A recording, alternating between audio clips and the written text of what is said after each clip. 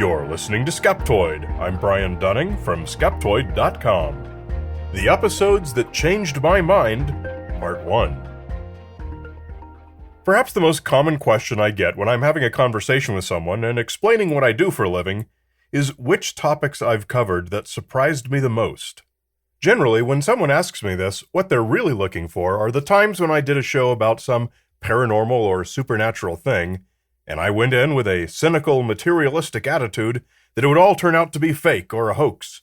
But I learned that the paranormal explanation was indeed the gloriously true one.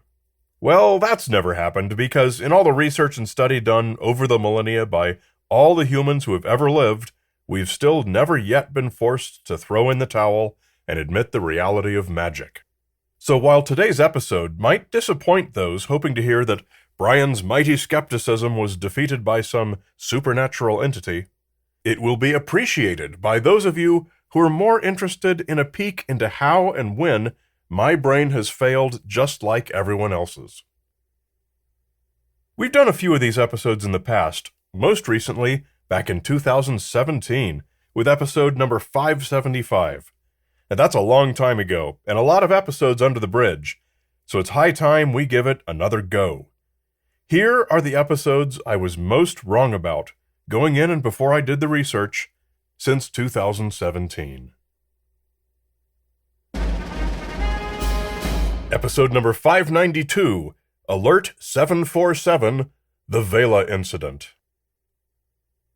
Anytime you hear a story that somebody secretly exploded a nuclear bomb, you tend to react as I did. You go, oh yeah, right, fat chance of that. I can tell you right now where this episode is going to lead. Such was the case with episode number 531 on the Banjawarn Bang. No, a terrorist group in Australia did not successfully test a nuclear weapon in 1993. So when I heard that the Vela incident was a similar claim from 1979, I had full confidence in where the episode research was going to lead. So nobody was more surprised than me when the far-out explanation turned out to be the true one. Way out over a remote patch of ocean, far from any nation's prying eyes, a huge atmospheric burst was detected by one of the American Vela satellites. Long story short, piecing together many clues, we found that Israel wanted to test one of its nukes, and South Africa had uranium. The two nations collaborated and actually did so, as far as we can tell.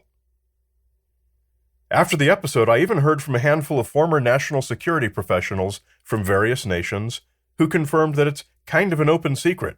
It's not really acknowledged, but also not classified. But a successful joint Israeli-South African test of a small nuclear device is indeed the assessment of the incident. About 40 years after the incident, this assessment was further bolstered when radionuclide evidence turned up in Australian sheep, of all places.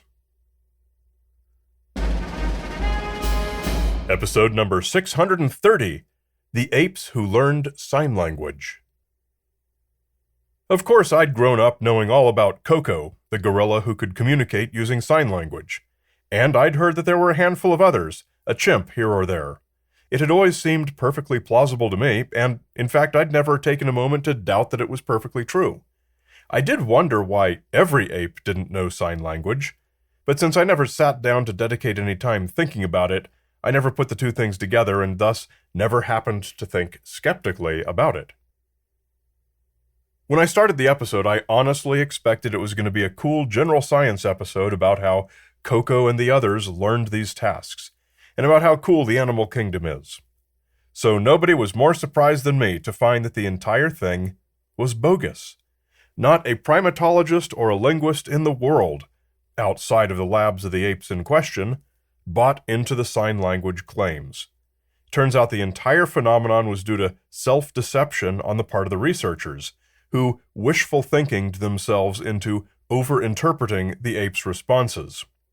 Once you accept that, go back and again watch the YouTube videos of celebrities like Robin Williams and Mr. Rogers interacting with Koko. And it's clear that without the researcher on hand to make some pretty outlandish interpretations of what they believe Koko was saying, it does indeed appear that she wasn't doing anything other than repeating signs shown by the researcher. Mind blown. My whole life had been a lie. Episode number 834, The Haunting of the Stanley Hotel. This one both changed my mind about something I was sure I knew and surprised me about something else. The famous Stanley Hotel in Estes Park, Colorado, is well known for its association with Kubrick's classic horror movie, The Shining. The exteriors for The Shining's fictional Overlook Hotel were shot at Oregon's Timberline Lodge up on Mount Hood, and the Overlook's interiors, as I had always believed, were the Stanley. Well, if you've ever been to the Stanley, you know that nothing there looks remotely like anything in The Shining. The Stanley wasn't used in the movie at all. Its only connection is that Stephen King was inspired by it to write the original novel the movie was based on. So the episode set me straight on that little point. From there, I expected the Stanley was going to have its own collection of ghost stories, various famous ghosts from history, perhaps a phantom Stanley steamer antique car driving around the grounds at midnight. In my long experience from doing Skeptoid, this is what I expected. What surprised me is that this story was an outlier. Prior to becoming famous due to the movie, the Stanley Hotel had never been considered haunted by anyone. I went through every old book on Colorado hauntings I could find, written prior to the release of the movie, and found not a single reference to the Stanley as being in any way haunted. As soon as Stephen King told his story about being inspired by it, boom, suddenly the Colorado haunting books are bursting at the seams with stories about the Stanley's many ghosts. So that was definitely a surprise for me, and was a really cool example of the impact that works of fiction can have on reality. Episode number 818, On Railroad Tracks and Roman Chariots. Most of us have heard the urban legend that the width of standard gauge train tracks goes all the way back to ruts in Roman roads made by war chariots. Those ruts determine the axle width of wagons, which determine the width of tramways and trolley cars, and eventually train tracks. I'd always heard this, so I always believed it. But when I heard that there was some discussion of whether or not this was true, I thought it would make a good Skeptoid episode. Well, was I ever right about that? The depth of my wrongness on this subject, and the wrongness of the urban legend, cannot be understated. It begins with the simple fact that there was never any such thing as a Roman war chariot. And then quite literally, every single link in the chain of what led to what is broken by false and implausible information.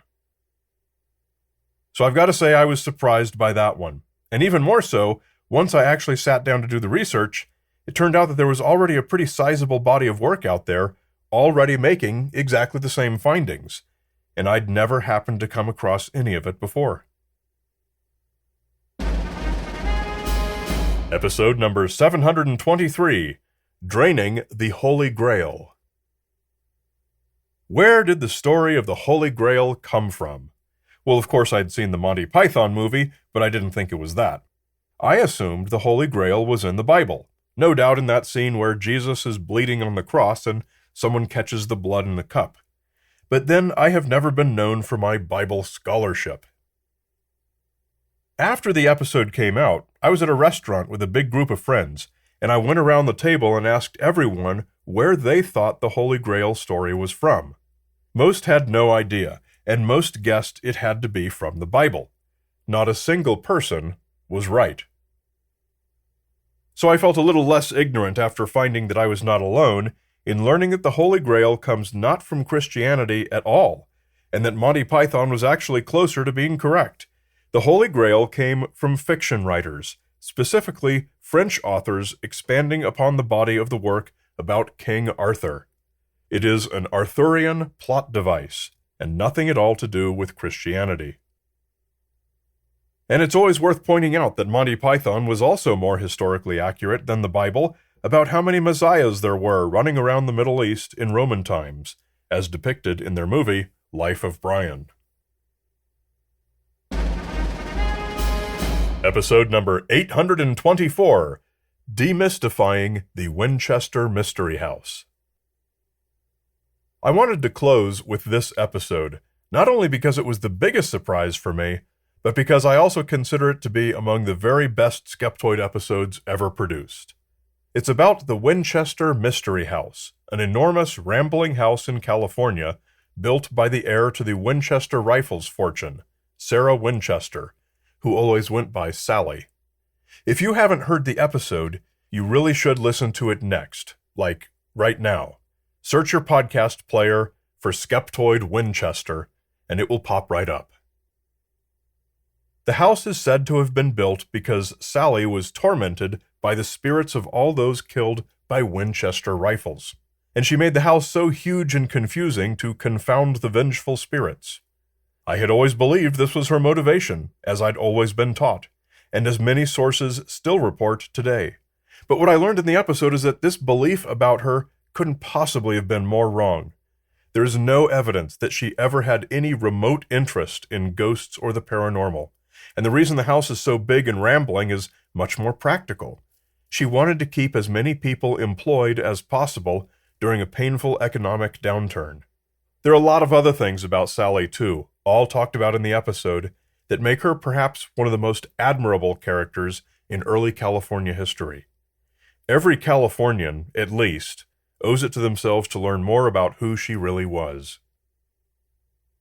I was pleased to hear from a number of current and past employees of the Mystery House that the culture there is changing, and that the false paranormal claims about Sally Winchester are no longer at the forefront of their marketing. The property is a privately owned tourist attraction, not a historical site. If it was, we could be more confident that it would transform into what it really should be, a monument to this remarkable, pioneering woman. So that's all we've got time for this week. So next week, we're going to continue. It was a surprising 5 years for me, with lots of preconceived notions overturned and thrown out the window. For now, go listen to that episode about Sally Winchester. Then come back next week for part 2 of the episodes that changed my mind.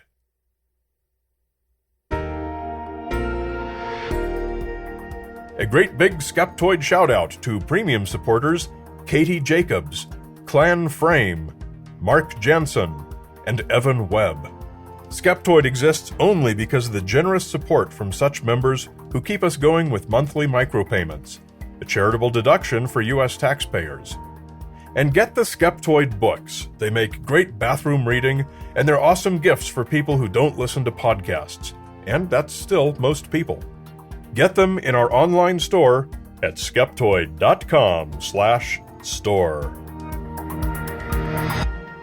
You're listening to Skeptoid, a listener-supported program. I'm Brian Dunning from Skeptoid.com.